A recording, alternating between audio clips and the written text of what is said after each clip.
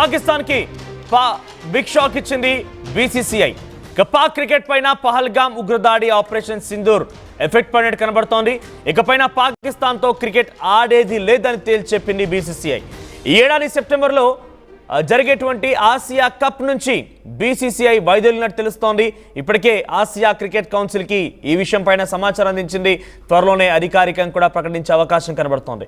ఇక పహల్గామ్ ఉగ్రదాడి ఘటన తర్వాత ఆపరేషన్ సింధూర్ తర్వాత పాకిస్తాన్తో ఎట్టి పరిస్థితుల్లో కూడా కలిసే ప్రసక్తి లేదు, మళ్ళీ ఆడే ప్రసక్తి లేదు. బేసిక్గా ఇండియా పాకిస్తాన్ మ్యాచ్ అంటేనే ప్రజలంతా కూడా టీవీలకు అతుక్కుపోయి ఉంటారు. భారతదేశం ఘన విజయం సాధించి మన మూవెనెల జెండాని రెపరెపలాడించడం కోసం క్రికెట్ అభిమానులు కానివ్వండి, సామాన్యమైన జనులు, అసలు క్రికెట్ చూడని వాళ్ళు సైతం ఆ రోజు తప్పనిసరిగా టీవీలకు అతుక్కుపోయి ఇండియా పాకిస్తాన్ మ్యాచ్ చూస్తూ ఉంటారు. సో అటువంటి ఎగ్జైట్మెంట్తో మ్యాచ్ కొనసాగుతూ ఉంటుంది.